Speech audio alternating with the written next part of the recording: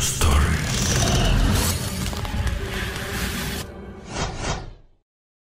Lu mau kemana, Jeffrey? Cegah Troy si anak gemuk saat dia dan Kit masuk ke garasi. Akhirnya nongol juga kalian. Lama juga ya, sampai-sampai gue harus ngurusin si pecundang ini seharian. Maaf, Ren. Tadi Kit disuruh potong rumput dulu, biar orang tuanya izinin dia keluar. Wow, ada apa ini? Jeff bertanya sambil menatap ke arah Randy. Jeff menyadari kalau Randy masih memegang pistol. Gue kasih tahu nih apa yang terjadi. Jeff, lo harus minta maaf sama Kit dan Troy soal kemarin. Lo udah nunjuk mereka, terus malah kabur. Lo bahkan gak punya nyali buat berantem dengan jujur. Jadi sekarang lo harus bayar perbuatan lo. Gue gak mau berantem lagi, oke? Cukup deh. Jeff menjawabnya sambil melirik ke sekeliling ruangan untuk mencari jalan keluar. Ya, lo bener. Lo gak perlu berantem. Lo cuma bakal diam di situ dan biarin anak-anak ngajar lo. Habis itu giliran gue yang mukul. Setelah semuanya selesai, lo keluar dari rumah gue. Gue bakal bilang ke nyokap gue kalau lo sakit dan pulang. Habis itu, kalau lo ketemu lagi sama gue, mending lo menyingkir. Gini ya, gue gak bakal diam aja kalau lu dan teman-teman lu mukulin gue. Jadi gimana kalau lu biarin gue pergi sekarang, dan gue bakal bilang ke nyokap gue kalau kita gak ada masalah. Semua menang. Gimana? Jeff bernegosiasi. Randy mengangkat pistol ke arah Jeff. Jangan bergerak. Diam di situ dan terima nasib lo. Jeff merasakan sensasi itu sekali lagi. Sensasi gelap dan kental yang berputar di dalam dirinya. Sekarang dia bisa merasakannya. Itu luar biasa. Dalam pikirannya, Jeff membayangkan dirinya menyelam, berenang, dan kemudian tenggelam dalam sensasi tersebut. Saat Jeff melihat sekelilingnya, sensasi itu semakin menguat. Jeff melihat Randy yang berdiri di depannya sambil menggenggam pistol.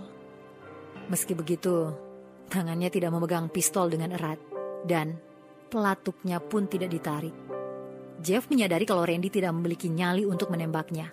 Lalu di belakang, ada Kit yang kurus dan menyedihkan. Memang orang yang dilahirkan sebagai kacung. Dan Troy, si gemuk dan berkeringat dengan nafas agak berat saat berjalan. Dan di tengah-tengah itu, tentu saja, Jeff melihat dirinya sendiri. Jeff merasakan kesenangan yang mulai tercampur dengan amarah. Dan itu membuat sebuah campuran yang sempurna. Jeff sengaja tidak mencicipi sensasi itu karena dia tahu hanya akan ada penyesalan pada akhirnya. Namun, ketika sirup itu ditaruh begitu dekat, aromanya semakin terbayang sensasi nikmatnya. Jeff tidak bisa lagi menahan gejolaknya. Bagaikan guncangan kapal laut yang sedang diterjang badai. Jeff mulai tersenyum. Ngapain lu senyum-senyum gitu? Mau nantangin gue lu? Tanya Randy dengan sedikit tegang. Emangnya gue lagi senyum ya? Mungkin karena gue emang bener-bener nikmatin ini. Lalu Jeff memukul Randy tepat di hidungnya. Randy mulai kehilangan keseimbangan, namun tetap menggenggam pistol. Tanpa harus menoleh ke belakang, Jeff tahu kalau Troy dan Kit bukannya maju ke arahnya, namun malah mengambil langkah mundur. Jeff melayangkan satu pukulan kuat tepat di bagian rahang Randy yang membuatnya langsung tumbang. Sekarang, Jeff beralih ke Troy dan Kit. Dua anak sok tangguh yang belum bergerak mendekati Jeff. Troy berjalan mundur, selangkah demi selangkah, dan malah tersandung majalah yang disusun oleh Randy sebelumnya. Jeff mengambil kesempatan ini untuk melangkah maju dan melayangkan tinjunya ke arah perut buncitnya Troy. Troy mencoba tetap berdiri namun karena pukulan Jeff dan posisinya yang tidak stabil setelah tersandung itu membuatnya terjatuh. Troy mendarat dengan posisi kepalanya. Kit mencoba untuk kabur, namun posisi Kit terjebak karena Jeff berdiri tepat di antara dia dan satu-satunya pintu keluar itu. Jeff mengambil 2 langkah cepat ke arah si anak kurus itu dan merasa sangat bersemangat saat melihat Kit jatuh sempoyongan dengan punggung yang terbentur ke dinding. Perpaduan sempurna antara kesenangan, kendali, dan kemarahan telah menyatu. Jeff merasa seolah-olah dia melayang di atas awan. Di dalam pikirannya, Jeff tahu jika dia akan berada dalam masalah besar atas perbuatannya ini.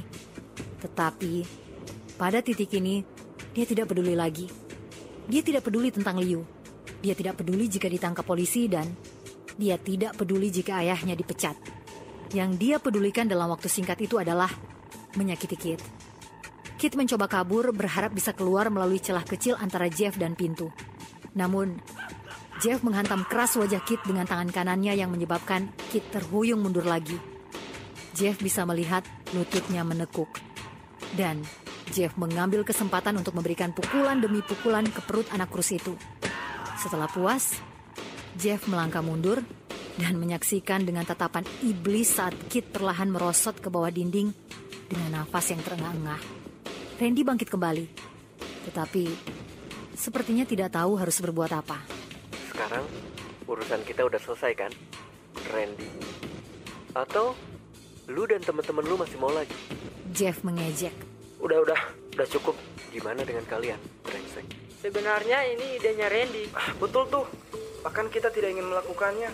Perdebatan terus berlanjut, tapi suara mobil yang kembali memecah ketegangan. Mampus gue. Nyokap gue udah balik. Tampaknya anak yang sok tangguh itu telah menciut kembali menjadi anak yang penakut. Kita bilang aja kita lagi hangout. Bukan itu, pistol suar. Kalau nyokap gue sampai tahu gue mainin itu bisa gawat. Kalau gitu, simpan lagi pistolnya. Sensasi amarah itu kembali memudar, dan Jeff memegang penuh kendali dirinya. Oh, iya. Tolong ambilin majalah itu. Jeff rasa dia lebih menyukai Randy dengan mental yang seperti ini. Mengemis seperti anak anjing yang ketakutan. Jeff tidak memedulikan Randy. Dengan tenang, dia memungut majalah-majalah yang berserakan. Jeff tidak terlalu peduli jika Randy mendapat masalah atau tidak. Namun, jika ibunya kembali dan tahu akan masalah ini, Jeff takut Liu mungkin tidak dapat kembali ke rumah seperti yang dijanjikan sebelumnya. Sebuah ungkapan yang mengandung makna kiasan maupun sebenarnya. Tangan Randy mulai berkeringat, karena dia panik akan masalah yang mungkin dia dapatkan jika ketahuan memainkan pistol suar. Saat tangannya mencengkram pistol dengan panik, jari jempolnya menekan pelatuk secara tidak sengaja. Dia bahkan tidak sadar kalau pistolnya sudah terisi peluru. Randy langsung memutar pistolnya, mencoba untuk membatalkannya. Kemudian, dia mendengar suara kunci diputar dari pintu depan. Randy tahu kalau dia hanya memiliki beberapa detik saja untuk menyembunyikan pistol itu. Semuanya terasa berjalan dengan lambat. Pistol itu terlepas dari tangan Randy yang berkeringat saat dia mencoba untuk memutarnya sekali lagi.